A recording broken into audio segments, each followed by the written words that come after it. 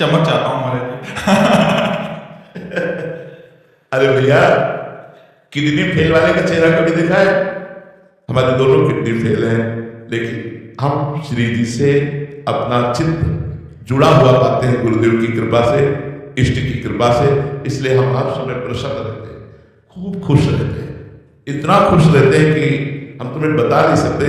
खुशी की उबाल आती है, आनंद की उबाल आती है, ऐसा लगता है चिल्ला चिल्ला के रोऊं, इतना आनंद बढ़ता है, इतनी खुशी बढ़ती है गुरुदेव की कृपा से, चित्त श्री जी में जुड़ा होने के कारण। भैया दूध, रबड़ी, रसगुल्ला, मेवा, मिष्ठान, जूस ये तुम ले नहीं सकते। भगवत आश्रय का जो भी आप देख रहे हैं, भगवत आश्रय को देख रहे भैया, ये भगवान का कृपा प्रसाद देख रहे हैं। न इसमें मेरी कोई योग्यता है, न मेरा कोई बल है, न शरीर में न बुद्धि में। दोनों को हमारे भगवान अर्जुन के रथ की तरह चला रहे हैं, उसी का आनंद सबको प्राप्त हो रहा है। ये कोई खाने पीने की चमक नहीं है। तो अगर तुमको कुछ ऐसा लग रहा हो चेहरे पे, तो हमारी लाडली जी का प्रताप है। ये कोई खाने पीने या कोई ऐसा नहीं है, ये लाडली जी का प्रताप है। भगवत प्रताप से क्या नहीं सकता। समझो, जो 20 बार कैलाश उठा लिया रावण, 20 बार कैलाश उठा लिया भगवान शंकर और पार्वती और गणों के सहित, उस रावण की सभा में ऐसे ऐसे बैठे थे नरांतक देवांतक, जिनकी सामर्थ्य अपार थी। लेकिन अंगद जी ने भगवान के प्रताप का सुमिरन करके जब पैर रोक दिया, तो सभा में किसी की ताकत नहीं की हिला सके। राम प्रताप सुमिर पर लोपा। भगवत प्रताप में सामर्थ्य होती है, साधना और ये सब बहुत छोटी चीज है। जब भगवान के प्रताप का सुमिरन तत्ता बल बढ़ता है। ये जो आप बल देख रहे हैं, जो आप बुद्धि देख रहे हैं, जो आप जो भी किंचित मात्रा आपको लग रहा हो, ये सिर्फ लाडली जी का प्रताप है और कुछ नहीं है। लाडली जी से आप भी जुड़ो, आप भी ऐसे लाडली जी का प्रताप काम कर रहा है। प्रेमानंद, प्रेम श्री लाडली जी, शारदानंद घर प्रेम मूर्ति किशोरी, आनंद श्री लाडली, और उनकी हम शरण में है। तो प्रेमानंद लाडली लाल का प्रताप, लाडली लाल का प्रेम, लाडली लाल का आनंद, वही आप देख रहे हैं। और कोई ऐसी कोई जड़ी बूटी या ऐसा कुछ, कितनी परेशानियां, लेकिन हर समय प्रसन्न रहता हूँ, खुश रहता हूँ। ये सिद्धि का पता। उदय सरकार जी, लंदन से महाराज जी, आध्यात्मिक आनंद क्या है और ये कैसे प्राप्त होता है? एक गुलाब जामुन आपको पाए, कैसा लगता है? बहुत आनंद आता है। कितना? पता नहीं। बस यही उत्तर आपको देना था कि जब हम एक प्राकृतिक मीठा का अगर हम स्वाद लें और उसे बोला जाए कि आप बोलिए कैसा है, तो कहेंगे अच्छा है। नहीं, कितना अच्छा है? बहुत अच्छा है। नहीं, कैसा बहुत अच्छा है? तो आप कहेंगे खा कर देख लीजिए। इसके आगे उत्तर नहीं है। एक प्राकृतिक वस्तु के आनंद का हमारी वाणी वर्णन नहीं कर सकते। तो अप्राकृतिक चिदानंद, भगवदानंद, ज्ञानानंद, प्रेमानंद, इसका वर्णन कैसे कर सकती है? अनिर्वचनीयम प्रेम स्वरूपम, जो प्रेम का आनंद है, भगवान का आनंद है, वो अनिर्वचनीय है। उसका वाणी के द्वारा वर्णन नहीं किया जा सकता, क्योंकि आब्रह्म स्तंभ पर्यंतम सर्वम मायामय जगत, जिनके से लेकर ब्रह्मलोक तक मायामय जगत है। तो हम उदाहरण तो दे नहीं सकते कि भगवदानंद कैसा, बोले अमुक जैसा, क्योंकि जितनी रचना सब माया की है, प्रकृति की है, इससे अतीत भगवदानंद है। तो बिना साधना के, बिना भजन के अनुभव में नहीं आएगा। वो अनुभव गम में भजे जे संता, वो अनुभव में आने वाला विषय है, ना कि वाणी में कहने का विषय है। हाँ, इतना जरूर इशारे से कहा जा सकता है कि जितना भी सुख त्रिभुवन में है, उस आनंद के एक बूंद के सीकर से, आनंद समुद्र के सीकर, समुद्र किसे कहते हैं? जैसे ऐसे बूंद लिया, उसे ऐसे करे तो उसकी तो कई विभाग हुई, एक विभाग को सीकर कहते हैं। उस आनंद सिंधु के एक बिंदु के सीकर से पूरे त्रिभुवन में सुख है। अब आप अनुमान लगा लीजिए वो आनंद कितना आनंदमय होगा। उसी आनंद के लिए अपने घर परिवार सारे सुखों का त्याग करके ऋषि मुनि निरंतर भजन करते हैं और उस आनंद का अनुभव करते हैं। वो आनंद अनुभवगम में है, वचन के द्वारा नहीं बताया जा सकता। उसको चला जाए तो वो आनंद का अनुभव होने लगता है। समझ रहे? शुभम कुमार जी, लखनऊ से। प्रभु जी, मुझे भजन और नाम जप से अधिक संत महात्माओं की वाणी सुनना और उनका दर्शन करना अधिक सुखद लगता है। क्या संत महात्माओं की वाणी का फल है नाम जप करना, भजन? अगर भजन नहीं तो क्या मतलब? वो वृक्ष किस काम का जिसका फल और रसास्वादन न मिले? खूब सत्संग सुन रहे हो लेकिन भजन नहीं कर रहे, इंद्रियों को भोगों से नहीं हटा रहे, गलत मार्ग से अच्छे मार्ग में नहीं चल रहे, उसका फल क्या हुआ? सत्संग का फल क्या हुआ? कुछ नहीं। सत्संग का फल है हम सत्संग के बाद सत्संग में ही रहें, जो हमने वाणी सुनी उसके अनुसार आचरण करें और भजन में रहें। सत्संग का फल भजन में रहना, नहीं तो केवल बातें सुनने मात्र से थोड़ी हमारा कल्याण हो जाएगा। हमको तो चलना पड़ेगा ना। सत्संग क्या है? उस परमानंद के पाने की प्रक्रिया है। अगर उस प्रक्रिया को हमने अपने जीवन में नहीं उतारा तो केवल प्रक्रिया सुन लेने से या प्रक्रिया कह लेने से हमारा पेट भरने वाला नहीं। जैसे हमने कई बार कहा, मान लो एक अच्छा भोजन आप बनाने की प्रक्रिया सीख ली, हलवा बनाने की प्रक्रिया सीख ली, आप दूसरों को उपदेश करने लगे, लेकिन कभी बना के नहीं खाया तो उपदेश भी बेकार गया और सीखना भी बेकार गया, क्यों? कभी बना के नहीं पाया ना। तो ऐसे संतों के उपदेश हमने सुने और हम चल करके भजन में नहीं डूबे तो हमारा मतलब क्या है सत्संग का? सत्संग का फल है हमारा मन भजन में लगने लगे, गंदे आचरणों से हट जाए, भगवान प्राण प्यारे लगने लगे, सत्य मार्ग में हम उत्साह पूर्वक चलने लगे, असत्य मार्ग का त्याग हो जाए, इसी जन्म में भगवत प्राप्ति हो जाए। ये सत्संग का लाभ है। ये हम केवल सत्संग सुन रहे हैं बस और मनमानी आचरण कर रहे हैं, फायदा क्या होगा? हम वाणी सुनते हैं आपकी मनुपीठाधीश्वर गुरु जी महाराज की, सभी की सुनते हैं, आचरण भी करते हैं, कोई ऐसा कार्य नहीं करते हैं जिससे वो भगवत प्रिय भी लगते हैं, भजन भी करते हैं, किंतु आपकी वाणी सुनने से अधिक सुख प्राप्त होता है। भजन मतलब नाम जब से मिलता है। भजन से क्या, नाम जब से मन जल्दी जलन होती है उससे तो आप अभी और चलिए, जब चलोगे ना तो इसका फल है नाम में सुख मिलना, इतना सुख मिलना कि डूब जाना और कुछ अच्छा न लगना, इसका फल है भजन में सुख मिलना। संत संग का फल है भजन, नाम प्राण प्रिय लगे, मतलब इतना नाम प्राण प्रिय लगने लगे कि राम नाम से बढ़कर राम जी भी प्यारे न लगे। गोस्वामी तुलसीदास जी ने लिखा, भगवान का नाम इतना प्रिय लगे कि भगवान दूसरे नंबर में, पहले नंबर में भगवान नाम। ये संत संग का फल है, ये महापुरुषों के संग का फल है। तो हमारे हृदय में भगवान का नाम विराजमान हो जाए, भजन से प्रीति हो जाए, इस पर लगो। मन जो है सुन रहा है, आनंदित हो रहा है, उस आनंद का फल है भगवान में प्रीति हो जाना, भगवान के नाम के भजन में प्रीति हो जाना। क्योंकि संतों की वाणी में जो पावर आया वो भजन से तो आया है, तो वही भजन आप करो, खुद डट के भजन करो। भजन प्राथमिकता भजन की दीजिए और संत संग तो भगवान की कृपा से मिलता है। संत संग तो अपवर्ग और लौकिक सुखों को एक तुला में रखा जाए और संत संग एक तो संत संग भारी है, तात स्वर्ग अपवर्ग सुख धली तुलाए कंग तूल ताय सकल मिली जो सुख लव सत्संग। सत्संग की महिमा इसीलिए तो भगवान में प्रीति कराता है, वो भगवत भजन में लगाता है। महेश जी, राधे राधे राधे राधे महाराज जी। महाराज जी, देहाभिमान मेरा शत्रु सा बन गया है। महाराज जी बहुत शातिर है, ये कहीं से भी हमला कर पछाड़ देता है, हमेशा आ जाता हूँ। भजन की कमी के कारण जब डट के भजन होगा तो हट जाएगा देहाभिमान। देहाभिमान अज्ञान के कारण है, अज्ञान भगवान की विमुखता के कारण है। भगवान के सन्मुख होते ही ज्ञान का प्रकाश हो जाता है। जितने भक्त हैं सब परम ज्ञानी है, वो इसीलिए है क्योंकि भगवान के सन्मुख हो गए हैं, भगवान की चरण शरण का आश्रय लेकर निरंतर भजन करते हैं। जिसका भजन निरंतर होता है देहाभिमान अपने आप गलित हो जाता है, अवसर नहीं मिलता देहाभिमान के लिए। तो जो नाम प्रिय हो खूब नाम जप करो और संतों की सेवा करो, समाज की सेवा करो और सब कृष्णार्पण मस्तु कर दो तो अपने आप अभिमान नष्ट होना प्रारंभ हो जाएगा। नताशा जी, राधे राधे महाराज जी। महाराज जी, क्या प्रत्येक जीव की मृत्यु का समय और स्थान पहले से तय होता है या फिर प्रभु की प्रेरणा से किया गया? हमारा पुरुषार्थ जैसे अस्पताल बदलना, उत्तम उपचार कराना, इन सबकी भूमिका कहाँ तक और विधि का विधान कहाँ? इसमें प्रारब्ध का प्रधानता है और प्रारब्ध सुख और दुख को देने वाला है। प्रारब्ध हमें सुख का विधान रचता है और दुख का विधान रचता है, लेकिन हम नवीन कर्म भी कर सकते हैं।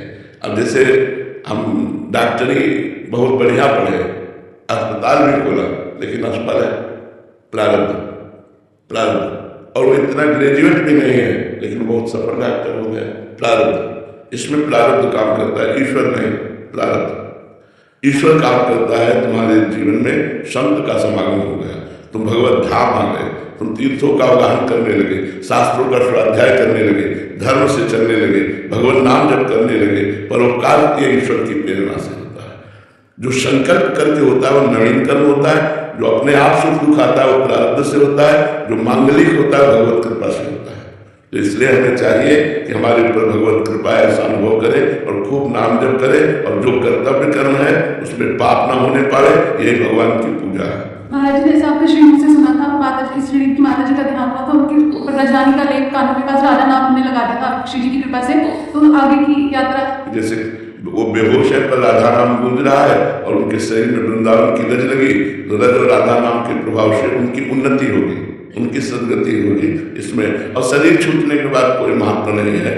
हंस उड़ गया, पिंजड़े की पूजा करो चाहे पिंजड़े को फेंक दो, क्या फर्क पड़ता है उसमें। हाँ, अंतिम समय कुछ ऐसा संयोग बन जाए कि हमारे शरीर छूटने का है, भगवान का नाम कीर्तन, गीता भागवत के शब्द कानों में पड़ जाए, चरणामृत पिला दिया जाए, भगवान की धामों की रज लगा दी जाए, उसका मंगल हो जाएगा, उसका मंगल हो जाएगा। अनुपम अग्रवाल जी, राधे महाराज जी। गुरुजी, कर्तव्य और परिवार में किसको प्राथमिकता दूं? कर्तव्य, इसी में परिवार आ जाएगा।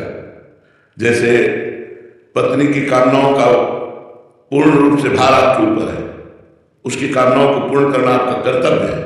माता पिता की सेवा करना आपका कर्तव्य है। पुत्र को पढ़ाना लिखाना, सत्मार्ग में लगाना, अच्छा बनाना, यह आपका कर्तव्य है।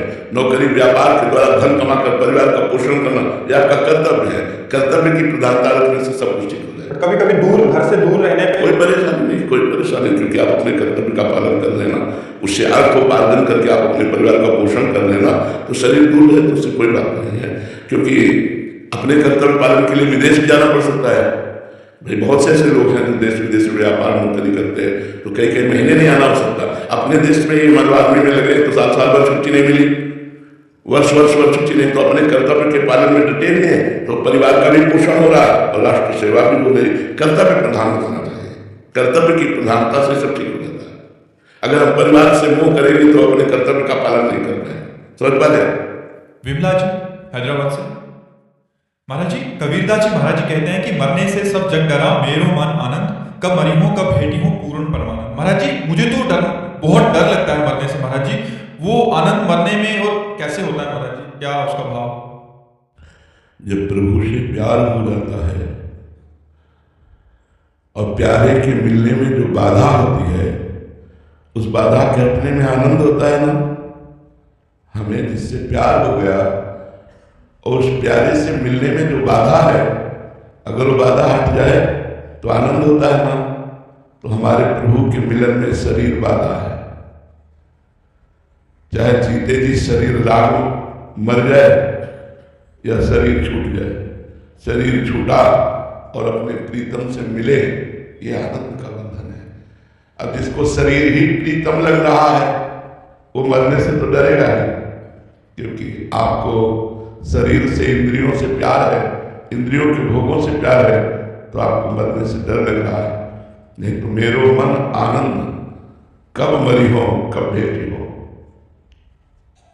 पूर्ण परमानंद, कब शरीर छूट।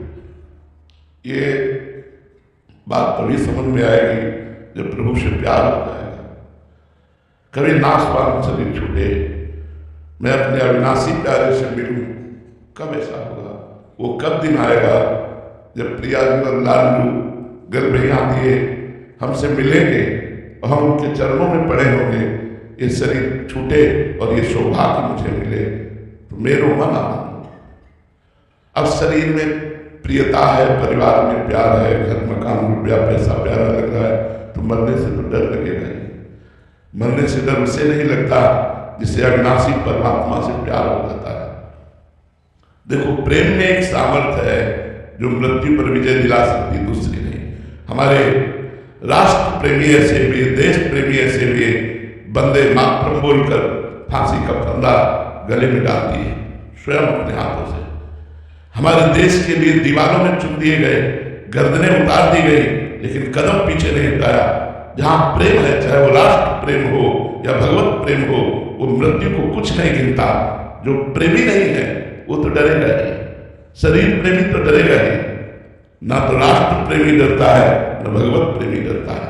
प्रेम हो जाए तो प्रेम में इतनी सामर्थ है जो गर्दन कटाने में भी कदम पीछे नहीं रहता। देखो ना, गुरु गोविंद सिंह जी के दोनों पुत्रों को दीवार में चुन दिया गया। क्या क्या कष्ट महापुरुषों ने मुस्कुराते हुए सहा। श्री गुरु अर्जुन देव जी को जब तवे पे बैठा कर तख्त बालू पर से डाली जाती थी, तो कह रहे थे तेरा किया मीठा लगे। भला ऐसा मीठा तेरा किया मीठा लगे। मृत्यु जनित सुख भी अच्छा लग रहा है क्योंकि प्रेम है परमात्मा से और ये देह है परमात्मा की, इसलिए अच्छा लग रहा है।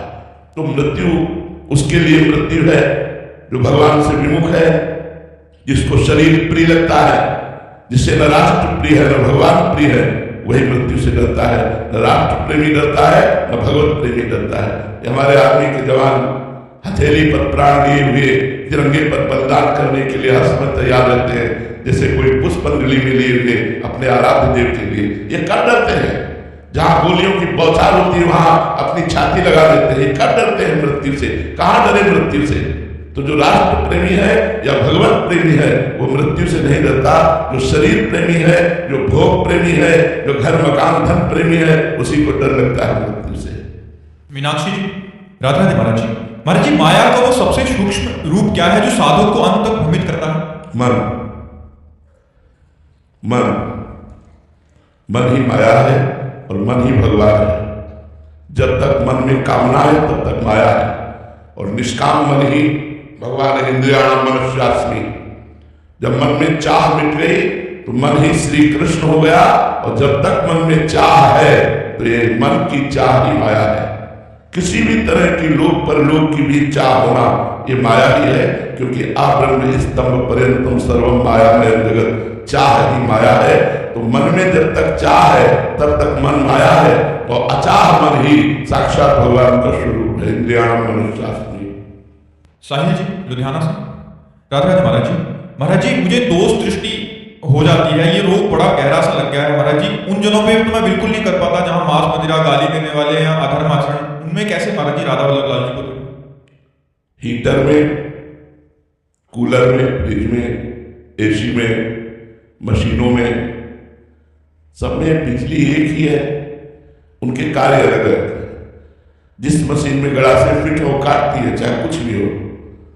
हीटर गर्मी पैदा करती है, फ्रिज, एसी, ये सब ठंडा। क्रियाएं प्रतिकूल और अनुकूल हो रही हैं, कोई ठंडा कोई गर्म, कोई जीवनदायिनी कोई जीवन को लेने वाली, लेकिन बिजली तो एक है ना। ऐसे कोई अच्छे स्वभाव वाला, कोई बुरे स्वभाव वाला, कोई मध्यम स्वभाव वाला, कोई महात्मा, कोई दुरात्मा, लेकिन इनमें पावर तो एक ही है ना, परमात्मा। यदि हम परमात्मा रूपी पावर को देखेंगे तो हम दोष दृष्टि रहित हो जाएंगे। यदि हम क्रियाएं देखेंगे तो दोषयुक्त बने रहेंगे, क्योंकि क्रिया दोषयुक्त है। कोई सद्गुणी है, कोई दुर्गुणी है, लेकिन दोनों में परमात्मा बराबर है। ये क्रूरा पापिनो न च सताम संभाष दृश्यास्ते सर्वावस्था निरीक्ष परम स्वराज। चाहे क्रूर हो, चाहे पापी हो, दुष्ट हो, नीच हो, सब में परमात्मा विराजमान है। जब हम कारण तत्व पर दृष्टि रखते हैं तो निर्दोष दृष्टि होती है, और जब हम क्रिया पर दृष्टि करते हैं तो हमारी दृष्टि दोषयुक्त हो जाती है। इसलिए विवेकी वही है जो क्रिया पर नहीं कारण तत्व पर दृष्टि रखे, तो निर्दोष दृष्टि रहेगी, क्योंकि सबका कारण ब्रह्म है, परमात्मा है, हरिवंश है। कारण पर दृष्टि रखने वाला ही विवेकी है, और क्रियाओं पर दृष्टि रखने वाला अविवेकी अज्ञानी है। इसलिए सब में भगवान का दर्शन करते हुए प्रणाम करो, दोष दृष्टि मत करो। समृद्धि जी, सोलन, हिमाचल से। राधे राधे महाराज जी। महाराज जी, समर्पण और कर्म का सही अर्थ क्या है? समर्पण बहुत बड़ी चीज है। कर्म तो सबसे होते रहते हैं, कर्म तो सबसे होते रहते हैं। कोई शुभ कर्म करता है, कभी अशुभ कर्म करता है, लेकिन समर्पण भगवान को हो जाना ये तो पूर्णता का प्रतीक है। श्रवणम कीर्तनम स्मरणम विष्णुपाद सेवनम अर्चनम वंदनम दास्यम सख्य आत्मसमर्पण। जो भगवान को समर्पित हो गया, धन्य धन्य जीवन उसका हो गया। कर्म एक बहुत अलग बात है, समर्पण एक बहुत अलग बात है। समर्पण बहुत ऊंची स्थिति है। जो भगवान को समर्पित हो गया वो महात्मा हो गया, वो जगत बंधनी हो गया, जगत पावन करने वाला बन गया। और कर्म करने वाला तो कर्म बंधन में बंधेगा ही, चाहे शुभ कर्म करे चाहे अशुभ कर्म करे। आंचल जी, मथुरा से। राधे राधे महाराज जी। महाराज जी, जीवन में सभी बुरे अनुभवों, असफलताओं एवं दुखों को भाग्य समझकर स्वीकार करें अथवा श्री जी की कृपा करें। आपके द्वारा सत्संग में कहा गया कि भगवान जीवन में प्रतिकूलता देते हैं क्योंकि उनकी हम पर कृपा होती है। इस स्थिति में कैसे जाने कि भक्त कृपा देता है और संसारी वो प्रारब्ध देता है। भक्त प्रारब्ध को नहीं मानता, भगवान को मानता है। तो जो भी हमारे जीवन में दुख, विपत्ति या कोई भी परिस्थिति आती है, वो हमारे भगवान के द्वारा चयन की हुई परिस्थिति भेजी गई है, जो हमारा सुधार करके, हमारे राग को मिटा करके, अनुकूलता के राग को मिटा करके, भोगों के राग को मिटा करके भगवत प्राप्ति के लिए अग्रसर करती है। वो हमारे भगवान के द्वारा चयन की हुई परिस्थिति होती है। ये भक्त चिंतन करता है, लेकिन संसारी को मानना चाहिए ये मेरा प्रारब्ध है, जो शुभ अशुभ परिणाम में सुख दुख संपत्ति